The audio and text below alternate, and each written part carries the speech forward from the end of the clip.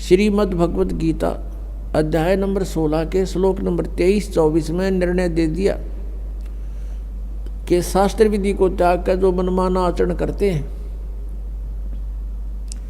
उनकी न तो गति होती है, गति मीन मोक्ष, और न उनको कोई सुख होता है और न ही कोई सिद्धि प्राप्त होती है, अर्थात व्यर्थ, यूजलेस। फिर गीता जी अध्याय नंबर 16 के श्लोक 24 में कहा है कि इससे तेरे लिए अर्जुन कर्तव्य और अकर्तव्य की व्यवस्था में है, कौन से कर्म करण योग्य हैं, कौन सी क्रियाएं ना करनी चाहिए, उनका निर्णय सदग्रंथ ही प्रमाण है, नथिंग एल्स। सदग्रंथ कौन कौन से हैं? पुण्यात्माओं, पवित्र 5 वेद। आप जी ने केवल 4 वेद सुने हैं, ऋग्वेद, यजुर्वेद, सामवेद और अथर्ववेद। एक 5वां वेद है जो इन 4 वेदों की माँ है, उसको सूक्ष्म वेद बोलते हैं, सूक्ष्म वेद संत भाषा में, और उसको तत्व वेद भी कहते हैं, तत्व ज्ञान भी कहते हैं।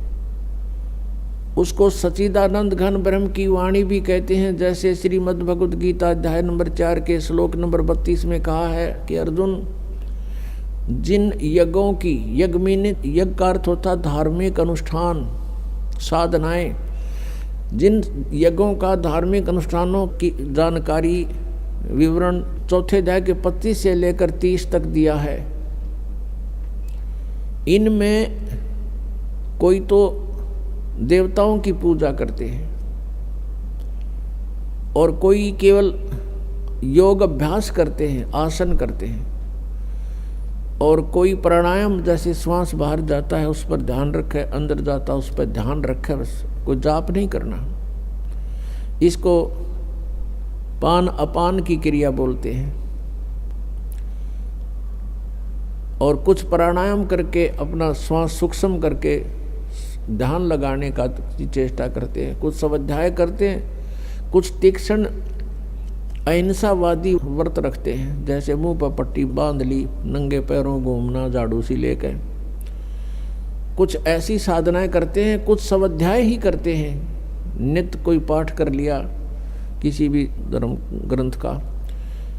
तो परमात्मा कहते हैं कि ये जो साधनाएं हैं, सभी साधक अपनी साधनाओं को पाप नाशक जानते हैं। वो ये सोच रहे हैं हम जो साधना कर रहे हैं ये हमारा पाप नाश करेंगी, पाप नाश होने से ही परमात्मा मिलेगा।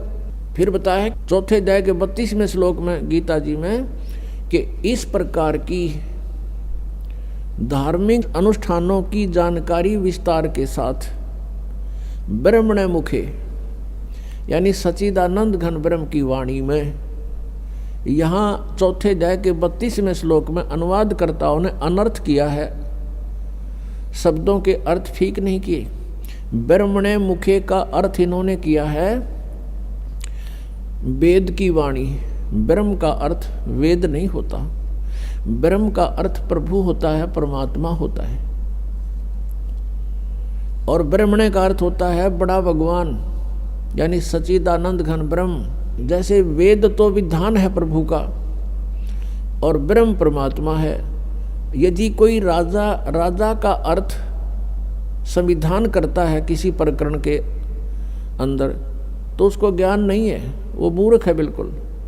राजा तो एक प्रबंधक है, मैनेजमेंट करने वाला है, कंट्रोलर है। उस वेद संविधान उसका कानून है, उसमें कानून लिखा, कोई ऐसी गलती करेगा तो ऐसी सजा होगी, ऐसी करेगा तो ऐसी सजा होगी। ऐसे ही ब्रह्म तो प्रभु है और वेद उसका विधान है। तो यहाँ इन्होंने अर्थ गलत कर दिए। ब्रह्मणे मुखे का अर्थ है सच्चिदानंद घन ब्रह्म की वाणी। मुखे माने उसके मुख से बोले गए वचन, उस कबीर वाणी में, उस सूक्ष्म वेद में बहुत विस्तार के साथ लिखे हैं। और उस ज्ञान को 4 अध्याय के 34वें श्लोक में कहा कि वो तत्व ज्ञान है। उस तत्व ज्ञान को तू तत्वदर्शी संतों के पास जाकर समझ। इससे सिद्ध है कि गीता ज्ञानदाता भी उस सूक्ष्म वेद से परिचित नहीं है। तो इससे यह भी सिद्ध हुआ कि सूक्ष्म वेद की जानकारी श्रीमद् भगवद गीता में नहीं है।